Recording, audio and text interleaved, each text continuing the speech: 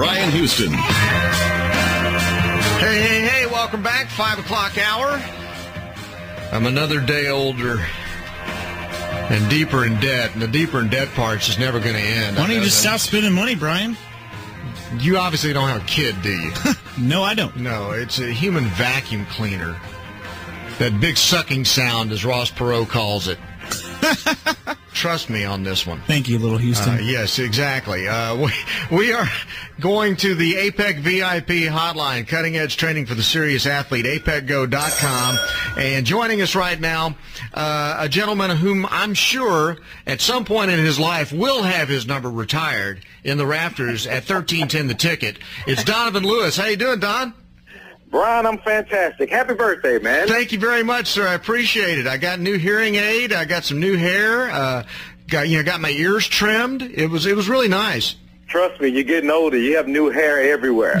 All the places you don't want it. Exactly. So don't be happy about the new hair. Yeah, thank you very much. Yeah, I'm really excited about the new hair in my nostrils and earlobes, and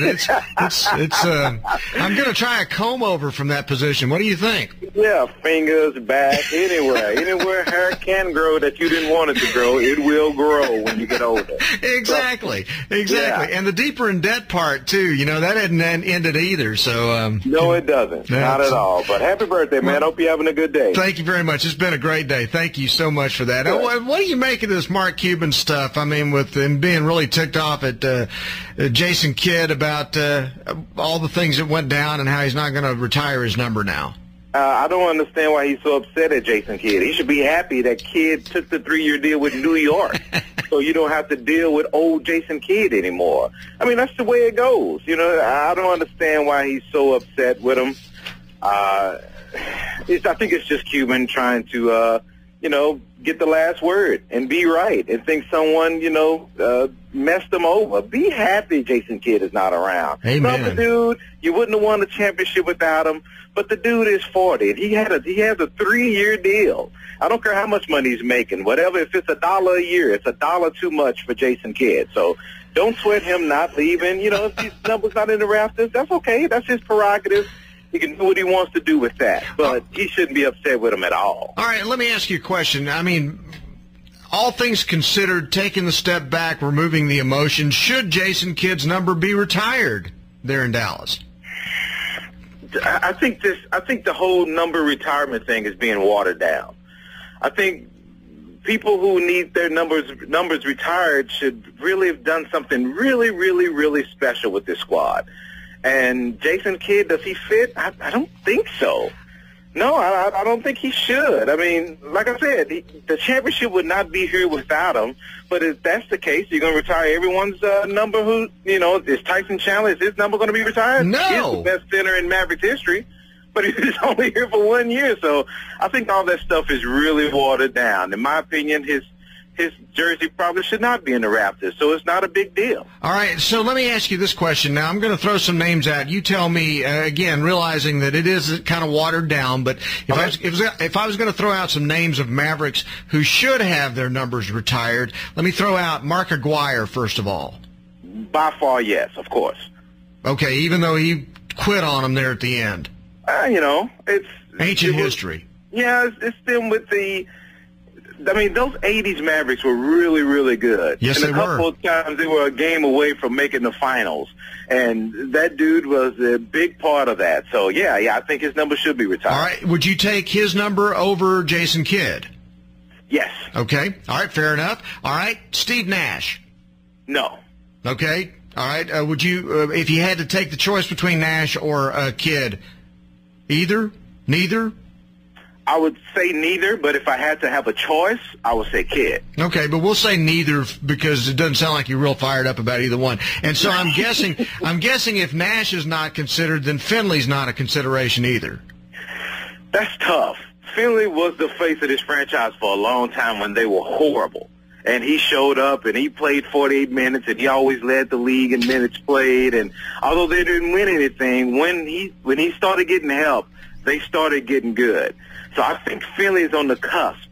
If you give me a choice of Finley, Nash, or Kidd, I'm taking Finley, and it's not close. Okay, all right. How about Jet Terry? Yes. Okay, no question, no doubt. No question about it. No question about it. That dude, he's the Stones of the Mavericks organization. He's the one that had the big boy parts out throughout this whole run. There would not be a championship without him. There would not be, I don't think you'd have a Dirk that was as effective without a Jet. He's the yin to the yang. He's the man around here. And when he decided to go elsewhere that day when we heard, I'm telling you, my little Mavericks heart was broken. I know. Really broken that Jet is not going to be around. Now, I don't think it's his fault, but for about 6 years now, he has been the toughest Dallas Maverick, and it hasn't even been close. Okay. That dude has done so much with this organization, man, and, you know, you hear all the stats, and sometimes you hear so many stats that it just goes in one ear and out the other. But that whole fourth quarter scoring thing is so big and so money, and that was Jet. Jet is always at the top of the league in fourth quarter scoring. If that's not a big boy, then I don't know what big boys are. So, yes, without a doubt, Jet's number should be in the rafters. Okay, so if you were going to be really, really selective, like Jerry is with the Ring of Honor, then Sure. Jet would be the guy. Jet, yes. And Dirk. Oh yeah, of course. And then that would be it. The only other guy that I can think of would be Derek Harper. Yeah, that's not a bad choice. I wouldn't go crazy about that. Okay. And I wouldn't go crazy about Finley either. So if you told me you had 4 slots or 5 slots and you gave it to Aguirre, Finley, Harper, Jet, and Dirk, I'm good. Okay. Totally good. And Kidd can go get his number hung someplace else. Yeah, and it's not saying anything bad about him. I just don't know if he's been in the organization long enough to have that big of an impact, you know? Okay. I mean, when he was here early, he was good, but, you know, they had a okay team and all that stuff happened, and he got out and he came back, and I kind of go back and forth on that. One day I might be okay with Kidd, but right now I'm not. Okay, that's fair enough. And to me, when I think about a guy who is instantly connected to the Dallas Mavericks, I can't say that about Jason Kidd because Right. Jason Kidd's played for every team in the league. You know? Yeah, right. No, I'm with you on that. When you think back on him, you know, he made the finals twice with Jersey. You might think of Jason Kidd as a net. You know, it's kind of impossible to think about in Dallas, but I bet you a lot of people around the country, if you say Jason Kidd, they might identify him with New Jersey. I mean, but if you say those other guys, you say Finley, totally Mavericks. Yeah, absolutely. Jet, Mavericks. Totally. You know, Aguirre, Mavericks. So, you know, that's I think that's one of the criteria for getting that jersey hung in the rafters. All right, Donovan Lewis from 1310 The Ticket on Bryan Houston Sports Radio Live on 99.3 Talk FM. You know, you get old and you kind of start losing stuff in mid-thought here, man. I'm sorry about that. But that's all right. Dallas Cowboys in their training camp today with you and me as possible wide receivers at this point. Right.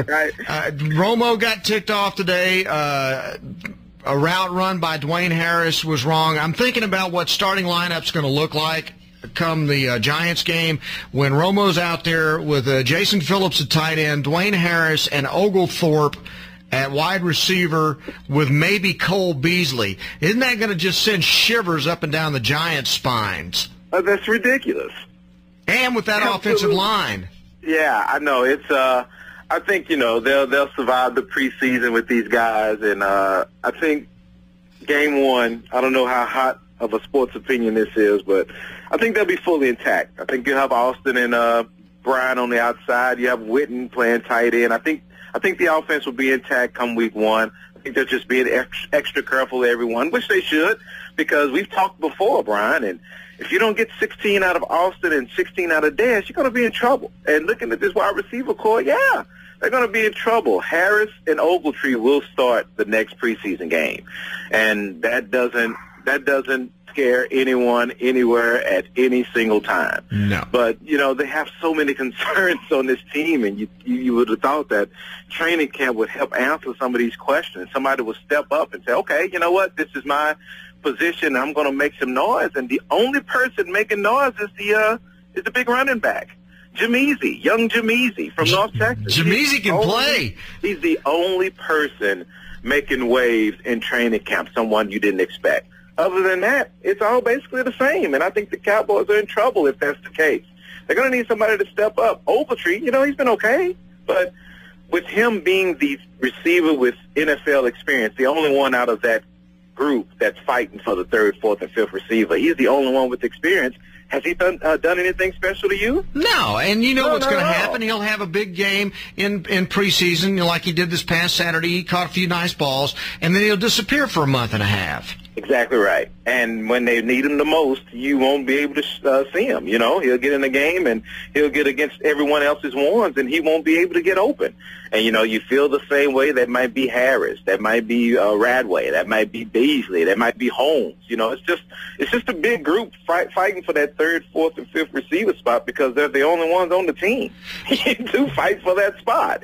So I guarantee you, well, I don't guarantee it, but I'm thinking the third wide receiver, just like last year, might not be on the team yet. They're waiting for people to get cut and surprise cuts and the waiver wire, and then they'll find, just like they found LaRon Robinson like that, they might find someone else. You think they'll find a center in that group? I'm telling you, the days you long for Phil Costa are really, really long days. Wow. Man, long days. So I think they're going to look for sure. I wouldn't be surprised if you find someone here to start the season that may not be on this team yet, because if Phil Costa is your best option, just looking on how he played last year, you are in trouble. Romo will be running around like he ran around last year. And that's why I don't think Romo gets the credit because of the team's lack of success for that year he had last year. That year last year was incredible seeing what he had in front of him. That offensive line. No question. Seeing Murray go down, and you having Felix Jones back there not doing a darn thing, and that offensive line getting pushed around, and he still throws 10 interceptions and 31 touchdowns and almost 4,000. I mean, that's ridiculous to see what was in front of him that he accomplished that. It's insane, and I don't understand, the way people turn on him. It's just, the memories are so short. Do these people not remember Quincy Carter? Do they not remember Ryan Leaf? Yeah, Drew Henson, Chad Hutchinson, just going down that list. Potpourri of quarterbacks. But it's just those failures that are so magnified with Romo. And were there some? Of course. The Jets game was horrible. The Lions game was horrible. But, hey, you know what? Without Romo in that San Francisco game, of course you don't win that thing. No way. Yeah. And then you see what happens when he goes down, when a rookie fullback misses a block and he's out for the rest of the year. They can't do anything. They can't win a game because they have nothing left. Now, granted, they've gotten a lot better backup quarterback, but I'm telling you, if you don't see Kyle Orton for one play, means that Dallas is having a really good year. I'm with you on that one. Yeah. And if I see Kyle Orton, I'm going to get sick to my stomach. Okay, I don't want to go there either. Unless he's doing the victory position, the victory formation. Kneel it. And you don't want to see Kyle Orton at all. Kneel it. All right, question here for you, personal question. Okay. What's the most money you ever spent on a basketball shoe? A shoe. I'm not big. I've never had a pair of Jordans when they came out. So I would probably say about $70 is probably the most I've spent on one pair of shoes. Okay. You saw this thing on the LeBron X sneaker? Yeah. You see that? $300 for a LeBron X sneaker? Man, I'll tell you what, he's capitalizing on that whole NBA title, gold medal, MVP, having a good year. You know what? I'm not mad at him. You can't be mad at him. Dude, what would you do? You don't have kids, though. What would you do if your kid came up to you and said, Daddy, I want the LeBron X. It's only $315. Oh, my gosh. I don't know what I'd do. I don't think your airwaves could handle the words I might say to him if he'd roll up to me like that. But, Daddy, it has motion sensors in the shoe. Okay, all right. Look. Now, when they say motion sensors, does that mean like you can park them like your car or what? Yeah, just set just put the coordinates in it, and then you can go up and dunk a basketball. I don't know. If that's the case, then I'm going in line right now to buy some. Dude, that'll be the highest I ever jumped in my life. I'm telling you. Right. Motion sensors in the shoes so that you can track how high the player jumps. So automatically that adds, $200 onto the price. And how do you track it? Is there a little USB core thing in the port in the shoe, and you can just push a little button and plug it into your laptop so you can get all these statistics or something? What's going on with that? That's a good point. I hadn't thought about that. Yeah, is there a printout that's going to come out the tongue of the shoe? I What's think, going on? Hey, listen, I think there's a memory card that fits in the cup. Just saying, okay? Oh, my God. Technology is fantastic, but my God, you're right. That's just an excuse to add $175 to it. Yep. I want to see the Walmart version. That's the thing I want to see. You know? You remember when Marbury came out with his line of shoes, Starberry, and they were like $9.95? Yeah. I bought like 5 pair of those. There you go. Now, you're my kind of guy. And it improved my basketball game 0. Because you know what? My basketball game can improve. You can't improve from really bad to like bad. Like I am. Dude, you can't improve that. You're speaking to an old white guy, okay? I mean, that's all I got to say. That's it. Hey, I think I'm looking at my basketball game. I may have been born an old white guy. And just morphed into what I am right now. All I can tell you is I turned 55 today, but when I was 25, you could not slide a credit card under my feet when I jumped, okay?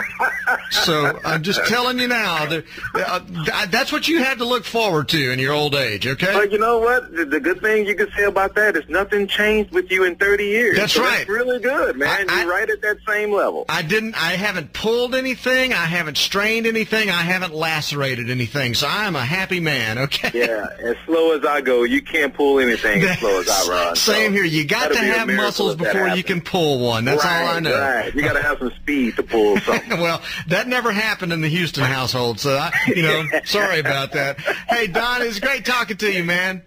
All right, my pleasure, man, and happy birthday again. Go out and do something crazy tonight. I don't know, shave your ear hair or something.